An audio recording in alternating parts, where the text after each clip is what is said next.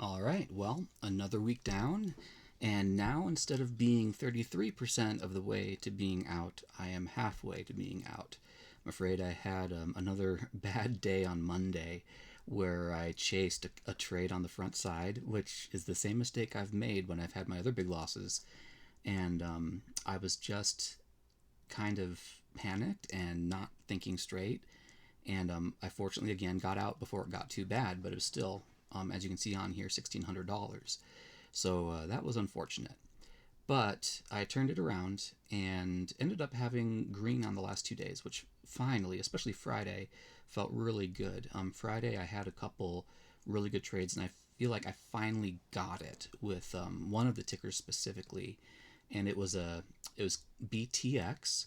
It's one that ran like crazy, and it was a situation that has always gotten me in trouble. It's just like on Monday. So I want to show it to you and explain what I did. So let's see. I think it's this one. There it is. So what I did here, I knew I was on the front side, and I wanted to play this because it's one that has gone crazy a couple days, and I knew that there was tons of opportunity. So what I did is I put on a starter position and I made it tiny. So I was trading with 10 shares. And so with $460 short, I knew that even if it went up to like $100, I was only risking a couple $100 total loss, right? So tiny size there, and what I tried to do is I tried to learn how to sell on the pop, buy on the dip, and so these are also very tiny positions where I would go at following on the way up. Right here at $55, this is where I planned to do my last ad from when I started here. So this is all according to my plan.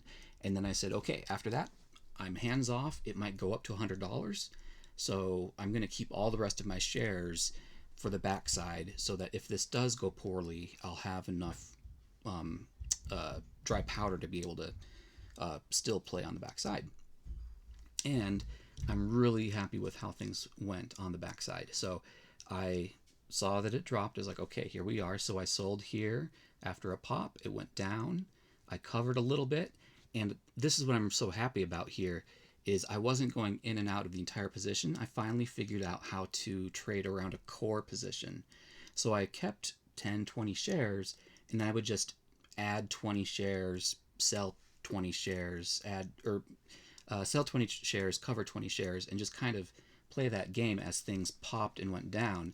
And then I got really lucky. So I was still positive here, but it was the first time I've seen a circuit halt on one of the tickers that I traded.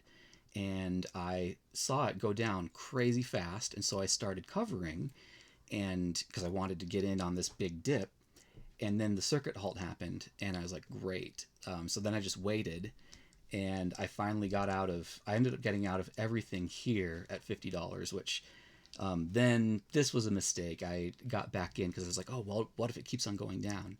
And so then I covered here with 10 shares, so I lost a little bit here on this $1 move here. But I was really happy with this trade. My understanding is this stock actually popped up to like 70 after hours, so it's good that I got out of everything. But learned a lot, and I feel like it was finally a successful trade. So I was really happy about that.